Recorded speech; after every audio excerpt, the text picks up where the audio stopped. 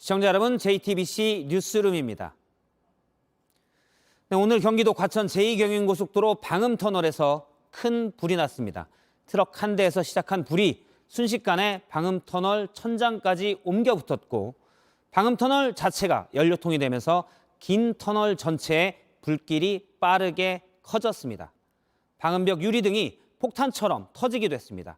지금까지 5명이 숨지고 인명피해도 컸습니다. 문제는 방음터널 화재가 이번이 처음도 아니었고 불에 취약하다는 지적도 있었습니다. 하지만 또 사고는 커졌습니다. 하나씩 짚어보겠습니다. 먼저 조소희 기자가 오늘 사고 현장 전해드립니다. 멀리 검은 연기가 보이기 시작하더니 도로가에 불붙은 트럭이 보입니다. 오, 뜨거워. 지나는 차량 운전자가 뜨거움을 느낄 정도로 강한 불길입니다. 오후 1시 50분쯤 이때만 해도 차량들은 양방향 도로를 오갑니다. 점점 커진 불은 방음 천장으로 옮겨 붙고 순식간에 걷잡을 수 없이 번집니다. 천장에 붙은 불은 덩어리가 되어 도로로 쏟아집니다. 녹아내린 방음벽 유리는 연료가 됐고 불길은 바닥에서 솟구칩니다. 터널 안 전체가 오르내리는 불기둥으로 가득 차고 강한 화염에 소방관들은 쉽게 다가가지 못합니다. 수백 미터 밖 주택가에서도 화염과 연기가 그대로 느껴집니다. 야, 여기서 뜨거워. 여기서 뜨거워. 천장을 뚫고 나가 치솟은 불에 검은 연기가 일대를 뒤덮습니다. 이 연기는 수 킬로미터 바깥에서도 목격됩니다. 유리 방음막이 화염에 터져나가면서 폭발음이 이어집니다. 터지는 소리 봐. 경기도 과천 제2경인고속도로에서 난 불은 2시간 30분 뒤인 오후 4시 10분에야 완전히 꺼졌습니다.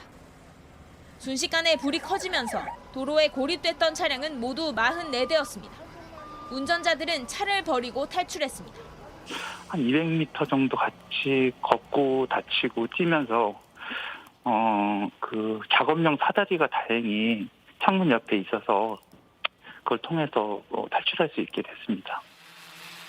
지금까지 사망자는 5명, 중상자는 3명, 경상자는 26명입니다. 불이 꺼진 뒤 방음터널은 골조만 남았고 시커먼 자동차와 회색재가 가득했습니다. JTBC 조소입니다. 네, 바로 현장으로 가보겠습니다. 취재기자가 사고 현장에 나가 있습니다. 박현주 기자가 나가 있는데요. 박 기자, 사고가 난 뒤 6시간 정도 지났는데 지금 불은 다 꺼졌죠. 지금 박 기자 뒤로도 터널이 완전 검게 탄 모습이 보입니다. 지금 상황은 어떻습니까? 네, 화면으로 잘 보이지는 않지만 이곳 현장엔 타다 남은 분진과 연기가 아직 남아 있습니다. 제가 떠다니고 미세한 소화 분말액이 흩날리고 있는데요. 불이 시작된 게 오늘 오후 1시 50분쯤이었고 불이 완전히 꺼진 게 오후 4시 10분쯤이었다는 점을 고려하면 불이 얼마나 컸는지를 실감할 수 있습니다. 지금 제 등 뒤로는 터널이 완전히 새까맣게 탄 모습을 확인할 수 있는데요. 이 매캐한 연기 냄새와 화학 약품 냄새가 이곳 현장을 뒤덮고 있습니다. 처음 불이 난 원인이 구체적으로 혹시 나왔습니까? 네, 원인은 아직 정확히 알 수는 없습니다. 다만 최초 불이 시작된 건 짐을 싣고 갔던 트럭에서였습니다. 충돌도 없이 알 수 없는 이유로 불이 났는데 이 불이 방음벽으로 옮겨 붙으면서 사고를 키운 겁니다. 불이 붙은 뒤 번지는 데에는 5분 채 걸리지 않았는데요. 순식간에 차량 44대가 고립됐고 이곳 터널에 검은 연기로 가득 찼습니다. 운전자들은 차를 버리고 뛰어서 탈출해야 했습니다. 네, 앞서 조금 전 영상을 보면 처음 트럭 한 대에 불이 붙었었는데 조금 후에 사망자가 5명이 나올 정도로 피해가 컸습니다. 이렇게 불이 빠르게 번지고 피해가 컸던 원인이 있다면 어떤 게 있습니까? 네, 사망자 5명은 처음 불이 난 트럭 근처에서 발견된 것으로 파악됩니다.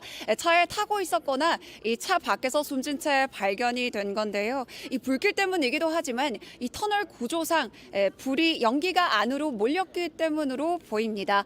사망자는 한림대 성심병원으로 옮겨졌고 부상자는 대부분 인근 병원에서 치료를 받고 있습니다. 중상자 가운데는 얼굴에 화상을 입은 경우도 있었고 대부분 연기를 마셨습니다. 불길 불길이 워낙 세서 소방관이 진입하기도 어려웠고 또 오늘 같은 경우 바람이 굉장히 거셌기 때문에 불을 진압하는 데도 애를 먹었는데요. 소방당국과 경찰은 불이 방음벽을 타고 빠르게 번진 원인을 조사할 예정입니다. 예, 지금까지 사고 현장에서 박현주 기자였습니다. 예, 트럭 한 대에서 시작된 불이 순식간에 방음 터널을 다 태우고 큰 인명 피해도 냈습니다. 산속의 터널도 아닌데 왜 피해가 컸을까? 전문가들은 방음 터널이 불에 타긴 쉬운 소재로 만들어진 것으로 추정했습니다. 역시 그게 더 싸기 때문인데요. 소방당국은 판내 소재에 대해서도 조사 중입니다. 이혜선 기자입니다. 다 타겠다. 소리가 지금 터지는 소리예요, 지금? 불이 꺼지고 남은 자리엔 뼈대만 남았습니다. 방음벽은 높은 열기로 녹아내리거나 터져 나갔습니다. 화재가 이렇게 크게 번질 수밖에 없었던 이유는 뭘까? PCB들로 하는 것들이 많기 때문에 그러니까 딱딱하고 구조적으로 잘 견디는 놈이긴 맞지만 화재가 났을 때 불에 안 타는 재질은 아니거든요. 단단하고 투명해서 방음 터널에 주로 사용되지만 불에 타는 소재라는 단점이 있다는 겁니다. 쉽게 말하면 예산이 한정돼 있으니까 네. 많은 지역에 설치를 하려면 좀 저렴하고 그런 거 설치를 해야 되는 거고. 방음벽에서 소리를 흡수하는 이른바 흡음재도 마찬가지입니다. 불에 취약한 소재, 페트병에 쓰이는 폴리에스터라는 가연성 소재를 주로 사용합니다. 소재를 뭘 쓸지 명확한 기준도 없습니다. 방음터널 같은 경우는 이런 재질에 관련된 기준들이 별도로 없기 때문에 해당 고속도로 관계자는 사고 이후에야 방음벽에 가연성 소재를 썼는지 등을 조사하겠다고 밝혔습니다. JTBC 이혜선입니다. 예, 방음 터널은 우리 주변에 너무 많고요. 방음 터널에서 큰 불이 난 건 이번이 처음도 아닙니다. 2년 전에도 경기도 용인의 방음 터널에서 불이 나 크게 번졌습니다. 오늘 사고와 판박이었습니다. 왜 이런 화재가 반복되고 또 막지 못하는지 최승훈 기자입니다. 깊은 새벽 도로에서 검붉은 연기가 피어오릅니다. 가까이 다가가자 방음벽이 녹아내려 도로로 떨어집니다. 불길은 도로를 따라 크게 번집니다. 결국 방음벽 50m를 다 태운 뒤에야 꺼졌습니다. 터널은 뼈대만 남았습니다. 지난 2020년 경기도 용인 신대호수 사거리에서 난 화재입니다. 오늘 과천 사고와 판박입니다. 달리던 차량에 붙은 불이 방음벽을 타고 빠르게 번졌습니다. 사고 사례도 있었고 방음터널 화재의 위험성은 여러 차례 지적됐습니다. 한국도로공사는 4년 전 보고서에서 밀폐된 공간의 특성으로 화염이 빨리 확산되고 온도도 급격히 상승한다고 경고했습니다. 또 유독가스로 인명사고, 진압에 어려움이 우려된다고도 했습니다. 하지만 정작 방음터널의 특수한 구조를 고려한 안전지침은 마련되지 않았습니다. 터널형 방음시설에 대한 어떤 시설 기준들, 안전 기준들을 만들어야 되는 그런 상황이다. 국토부는 지난 5월에야 관련 기준을 만들기 위한 용역 사업에 들어갔습니다. 같은 사고가 반복돼도 최소한의 대책은 없었습니다. JTBC 최승훈입니다.